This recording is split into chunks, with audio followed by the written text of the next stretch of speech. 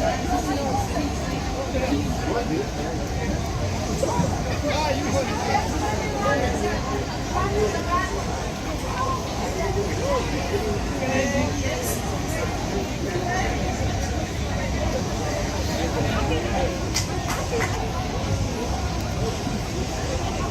everyone, thank you so much. That was an absolutely fantastic march, and we've got a great lineup of speakers here, so we're going to get straight into them. The first speaker I'm very delighted to welcome, Sabir Zazai, who is the CEO of the Scottish Refugee Council. Please give a very warm welcome to him.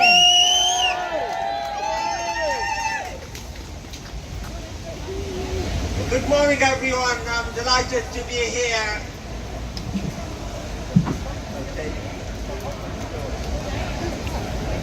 It's so powerful to see so many of you gathering today to say no to racism, to say no to fascism.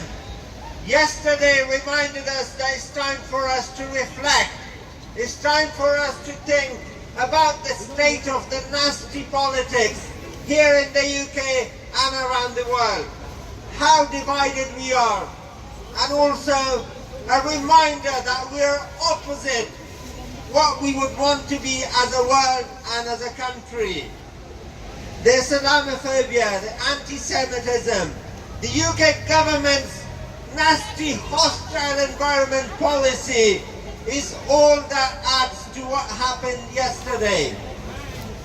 Do we really want to be a country like we are today?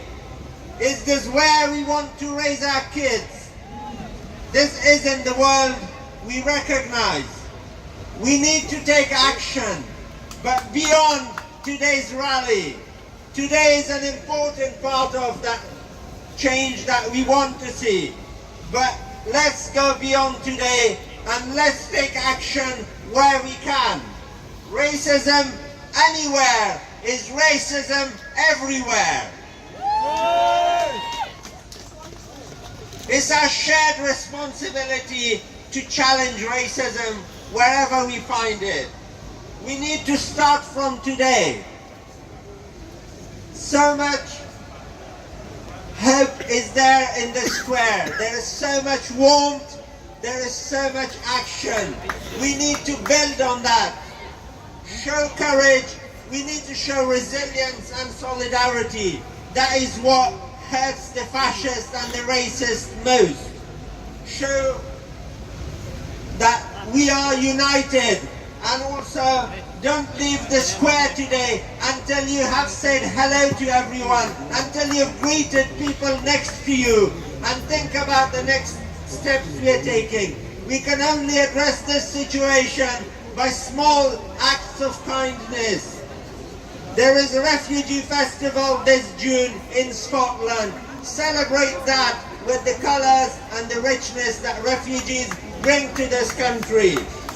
Our diversity is so important to us, but we also understand that our diversity is like a fragile, delicate flower that needs nurturing and needs looking after. We need to work together, that we look after and save what we've built over the years. Don't give up and continue the fight. Thank you. Thank you very much, Samir. I now have a statement to be read out from the Scottish Council of Jewish Communities in Glasgow. They are pleased to join those who support the International Day for the Elimination of Racial Discrimination. They endorse the aspiration of this United Nations designated day to eliminate all forms of hatred and discrimination. We share the concerns of all people about the increasing levels of racism and xenophobic rhetoric in politics, society and online, and the consequent normalisation of such dangerous language. We are particularly concerned by assaults on the integrity of minority communities, including on their right to determine their own identity. We continue to be concerned by the growing trend of recorded anti-Semitic incidents, as well as other forms of hate crimes across the UK, and hope to continue working with minority communities to ensure that anti-Semitism, along with other forms of racism and religious hatred, are understood and addressed to ensure a united, inclusive and diverse society. We believe it is absolutely crucial that minority communities are allowed a platform to share their own experiences, fears and concerns without fear of retribution, and for us to work together to address these. We trust that individuals and organisations supporting this rally would endorse this principle, and we reiterate our support for all those working for the elimination of all forms of racial and religious hatred. Okay, our next speaker, I'm very delighted to welcome Ben McPherson, who is the Minister for Europe, Migration and International Development. Please give a very warm welcome for Ben. Thank you. Good afternoon to you all. It's an absolute privilege to be with you here today and to march with you here through the streets of Glasgow. Last time I joined a march like this was on the other side of our country in my constituency of Leith, when our Sikh community and our Sikh friends had been targeted. And just as that day we stood in solidarity with our Sikh friends, today we stand in solidarity with Christchurch and against the Islamophobic terrorist attack that there was and the tragedy that happened there. We stand united with them and united against racism across Scotland and across the world. Your Scottish Government is absolutely committed to tackling racism, to tackling discrimination, whether that be Islamophobia, anti-Semitism or any form of discrimination. But what's more, we're determined to stand up for diversity, to stand up for multiculturalism, to stand up for pluralism, to stand up for openness, and to stand up for that inclusive, tolerant, welcoming nature of the modern Scottish identity that we're all proud to be a part of, and I think we should celebrate that today. You know, this week, obviously what happened yesterday was awful, and it showed us that we need to stand against racism and against discrimination. But this week I also had the privilege of welcoming Malala here to Scotland, and she is an inspiration to us all to stand up against discrimination, but also to stand for what's positive and to stand for diversity. And she had a message for us when she came to Scotland this week, and I'd just like to repeat it for you briefly today. She said that with aspiration, dedication and hope we can make things better. Aspiration for a society that's more tolerant and more equal. Dedication to apply ourselves to achieving that. And hope together that we can make that possible. So on behalf of the Scottish Government, I am very proud to stand with you today to continue to build that welcoming, open, inclusive Scotland that we believe in, to stand up for the positives of migration, to stand against the hostile environment that the UK Government is shamefully promoting, and to be with you in that spirit of dedication, aspiration and hope that Malala so wisely put forward to us this week. A privilege to stand with you, and full credit to you for being here on this day. Thank you for the opportunity to speak with you. Thank you very much to Ben, indeed, for those words. I'd now like to welcome some speakers. We are very proud in Stand Up to Racism to have the support of the trade union movement. And our first speaker is going to be Linda Brown of the Unite Union.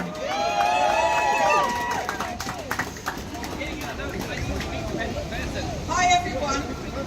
First of all, can I say well done for putting up with this weather and coming out today. I'd like to start with acknowledging the horrendous terrorist act that happened yesterday in New Zealand and offer condolences to the families suffering after this attack and to the wider Muslim community. We stand with you. Let's not forget that thankfully this isn't the usual way people show their racism. These extreme acts are rare. Anyone in the black community could tell you stories of the smaller acts of racism they face as individuals on a regular basis.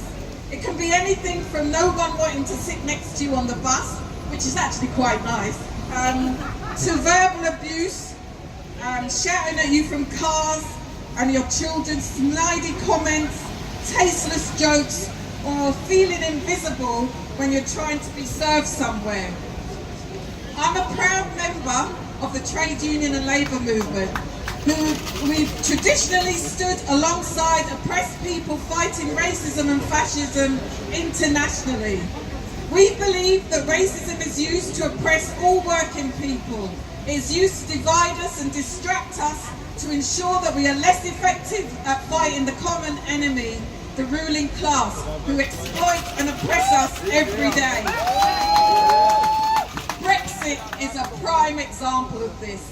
I'm really pleased to have a committed and proven anti-racist and internationalist as the leader of our union and the Labour Party, Jeremy Corbyn, who's prepared to implement socialist policies which will tackle poverty, homelessness, the underfunding of the NHS and social care, and not blame and scapegoat our communities and refugees.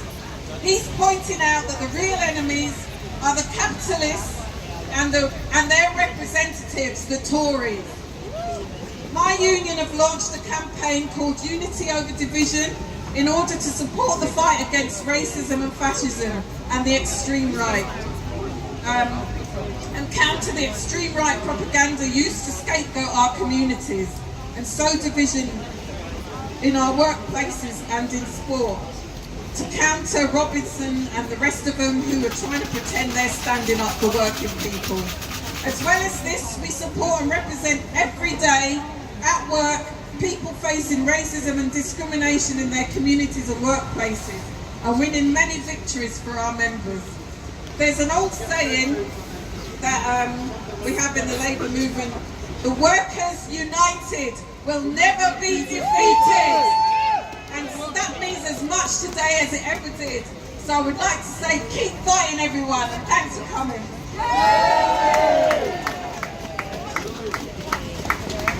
Thank you so much, Linda, for that. I would like everyone to give a very warm welcome to the anti-racist comrades who've arrived here from Sunderland, Newcastle, Durham. A very warm welcome. Hold your banners up and cheer for anti-racism.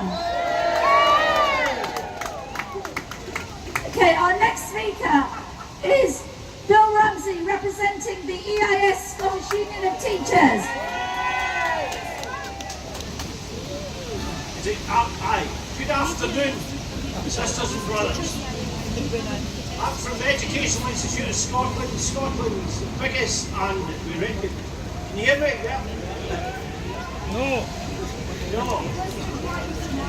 Oh, that way. Right, you can hear me now? Yeah. I'll start again.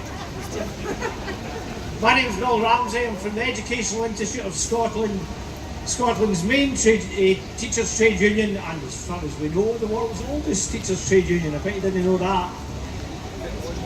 Anyway, I'm here to bring a message of solidarity from the Educational Institute of Scotland, from our teachers all over Scotland who yesterday, with their pupils, would have been unpacking the events in Christchurch and will be doing so next week as well. We in the Institute are supporters of this march, supporters of this initiative, and if you go to our website you'll find resources that you and your anti-racist activism might find useful, so give it a look. You may find it quite useful.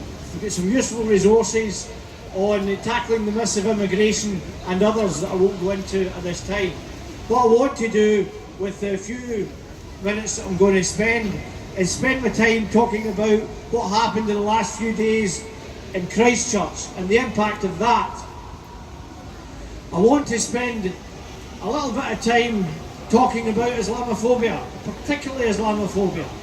This needs to be unpacked, and we in EIS feel it's important to do that in a sensitive and appropriate way in our classrooms. Because what we saw in Christchurch is the tip of an iceberg. What was happening in Christchurch was not just the act of some crazed individual. We are seeing over the world connected individuals like that who are taking these violent acts, and they are political statements. It's important we understand that. And it's important when we're looking at Islamophobia and the attacks like Christchurch, these are political acts and deserve a political response by the entire political community, like Ben made a few minutes ago. And so, colleagues, please reflect on these events. Please think carefully about these events, because they cover a wider area. Islamophobia is something that needs to be tackled.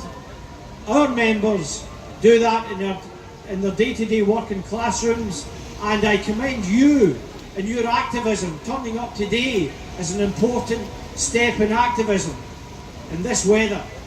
So on behalf of the Institute and on behalf of Scotland's teachers, I bring you solidarity and continue your anti-racist activism today, tomorrow and always. Thank you.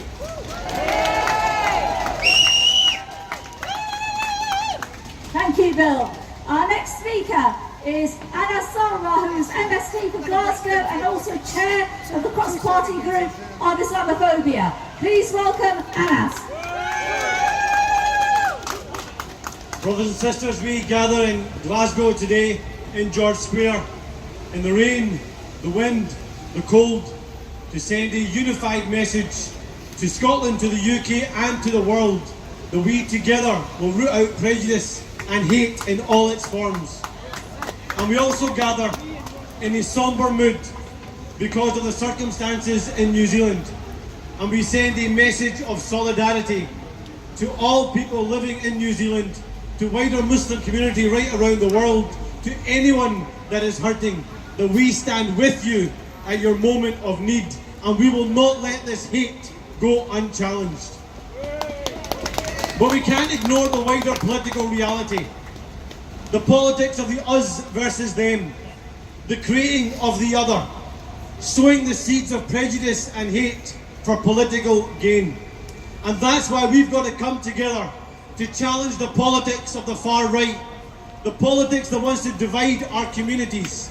So I say to the people in the audience today, whatever divisions that you think may exist between our political parties, whatever divisions you think may exist within our political parties, they pale into insignificance compared to the divisions people want to seek to create in our communities, in our society, and in our world. And that's why we can no longer afford to pick and choose. Silence is no longer an option. Equality will not happen by accident. Progress and change will not happen by accident. It will require us to come together and fight. And that's why we can't pick and choose. We can't leave the fight against all forms of prejudice and hate to individual communities. It's got to be a fight for every single one of us. So I say to the brothers in the audience, you can't leave the fight against sexism to the sisters. It's a fight for all of us. We can't leave the fight against homophobia to our LGBT communities. It's a fight for all of us. You can't leave the fight against racism to our diverse ethnic minority communities. It's a fight for all of us. You can't leave the fight against anti-Semitism to our Jewish communities. It's a fight for all of us. And we can't leave the fight against Islamophobia to our Muslim communities. It's a fight for all of us. And look at this audience. People of all faiths and none. People of all backgrounds standing shoulder to shoulder with each other. That's the spirit that the haters want to break. That's the spirit that the haters want to divide. But this is the spirit that must give us hope. Because while there is more of us than there is of them, there is a chance that we can defeat prejudice and hate. There is a chance that we can create a free and fair world. But we will only do that if we stand together. And I want to just say one last thing in closing. And that is, we should never divide the anti-racism movement. We can never be divided. Because it is that division that those that want to divide us will play upon. I will always stand up and condemn the actions of rogue regimes and governments. I have no hesitation in condemning the illegal occupation of the West Bank in Palestine. I have no hesitation in condemning the siege on Gaza. Just like I have no hesitation in condemning the illegal wars in Iraq, the ongoing division in Afghanistan, in Syria and other places of the world. But brothers and sisters, just like we can't blame every Muslim for terrorist attacks across the world, just the same way we can't blame an entire community for the actions of one state. Let's come together, let's fight together, and let's defeat the haters. Thank you.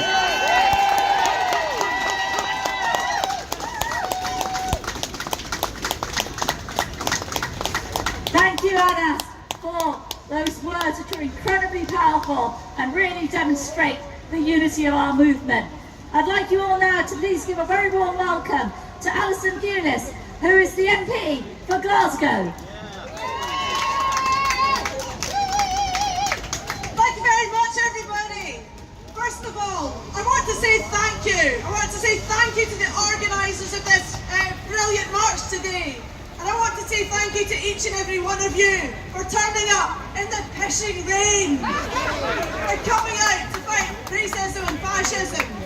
Because everybody here, if we can fight racism and fascism in this bloody rain, we can fight it every day of our lives. We can stand up when we see racism, when we see fascism, when we see homophobia, when we see any kind of discrimination in life. We can stand up together and fight it if we can come out in the rain like this today. And I want to ask everybody to do something for me just now. I want everybody to turn around to the person they don't know, to the person next to them and shake their hand. Can we do that, Glasgow?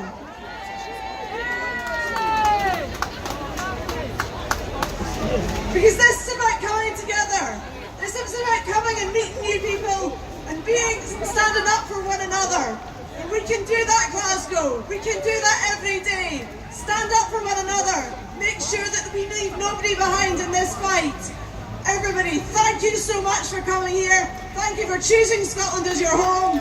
We love you, we welcome you. This is how we win.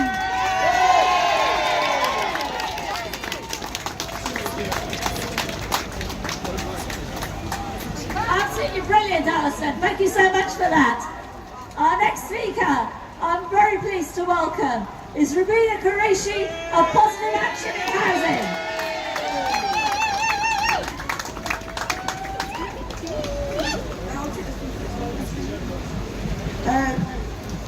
Good morning, brothers and sisters. It was Melanie Phillips, that arch-Zionist, that poisonous commentator, who said that anti-Muslim hatred is just a fiction. The family of Joe Cox know that words have consequences. The demonisation of Muslims has been happening on an industrial scale for decades. There's a straight line that runs from the anti-Muslim baiting of the likes of Donald Trump, Tommy Robinson, Boris Johnson, Rod Liddell, Melanie Phillips and Douglas Murray, and the radicalisation of far-right terrorists such as the perpetrator of the New Zealand terrorist attacks. They have capitalised on their notoriety, used the connectivity of social media to gain popularity. Today you tell someone you're Muslim and they stop twice as if you just said you're a terrorist. Hating Muslims, immigrants and refugees pays well. The celebrity fascists, Robinson and Hopkins, can mobilise in a matter of hours. Scotland has a long tradition of anti-racism and human rights. It was our strength of unity that kicked out Theresa May's Go Home campaign against asylum seekers. It was unity that stopped dawn raids or the detention of families at Dungable. It was unity that held us in good stead when thousands of us stopped Rupert Soames and Serco changing locks and throwing refugees and asylum seekers onto the streets of Glasgow. Brothers and sisters, Campaign after campaign, this city, Glasgow, has never failed to come out and support the underdog. But we are also here today as a movement because we must unite. And let me say this to those who say that we should boycott today's march. I stand with the Palestinian people and condemn without condition the racist and barbaric apartheid system of the State of Israel. We shout, free, free Palestine, because their struggle is our struggle. We march today because any form of racism isn't one community's problem. Only 3 months ago, there was a Palestinian man, Mohammed Abu Samur. He was Palestinian. He was brutally murdered and left for dead on the streets while doing his job as a security supervisor, protecting new luxury homes built by Persimmons. Nor Persimmon nor his employer ever said a word. They didn't want to lose money. Mohammed Abu Samur was left dying in a pool of blood in the early hours. He left behind his wife and 4 young sons. They needed help. Which organisation do you think it was that was helping this Palestinian man, Mohammed Abu Samur? It was not what you thought was the usual suspects. It was the Educational Institute of Scotland. It was Unison. It was Unite. It was the Glasgow campaign to welcome refugees. It was Glasgow's trade unions and housing associations who stepped forward and said, what do they need and what kind of housing do they need? These are the people that came forward. No other people came forward to help this Palestinian family in Glasgow. Things aren't perfect in Scotland. Racism is still a problem. But I'm proud to stand here today alongside fellow anti-racists who have been on the front line of fighting racism all their lives. And on Friday we attended a meeting last week, and Thursday, and on that meeting, long-standing anti-racists and anti-fascists were called complicit with Zionism. We are not complicit with Zionism, but we do know we have to come together and put aside some differences in order to unite against fascism. We need that. We need to keep building a mass movement against racism that resists all attempts to divide us. We need a movement that can give us strength when the far right is growing in numbers and confidence across the world. Talk about Shamima Begum. In the process of stripping her of her British citizenship, Sajid Javid sent a clear message to every British-born, Scottish-born child of immigrants that our passports are nothing more than visas and we are effectively second-class citizens. Theresa May offers a barbaric system that offers little choice, that scapegoats the weakest. She's a hypocrite who has provided over vicious racist attacks. And I want to close by saying this. If you want to root out racism, then dismantle the laws that shuts out refugees and migrants, that close down detention centres, deal with the cops and genuinely fight inequality in work and housing. And as for Donald Trump, you can't defeat racism by pandering to a racist, homophobic, misogynistic, gun-loving president like Donald Trump. Nor can we absolve ourselves of foreign politicians who are knee-deep in the blood of thousands of Africans and Asians drowned by Europe's border controls while we wine and dine them. I would like to encourage you finally. There's a gentleman who's a blind student from Aberdeen. His name's Bandela.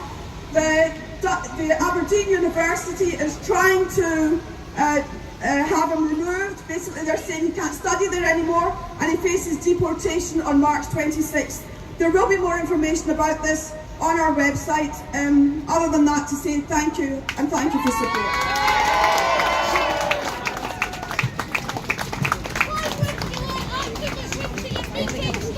Thank you. Okay, thank you so much for that, Rabina. Our next speaker is going to be another active trade unionist. Please give a very warm welcome to Waleed Ahmed of the Fire Brigades Union. Good afternoon. I'm here today representing the Fire Brigades Union to stand along the numerous anti-racism organization and trade unionists to condemn the barbaric terrorist attack against Christchurch mosques.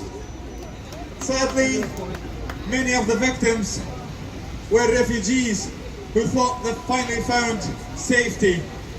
we send our heartfelt sympathy to these victims of these terrorist attack. Also, we're here to oppose the toxic rhetoric of the far right and their movements. We, as firefighters, endeavour to instill a society rich in culture, rich in diversity and tolerance. We work tirelessly to serve all. Therefore, we fight to end the divisive narrative of the far right that has sadly crept in today's society. We firefighters do not see colour. We do not see race.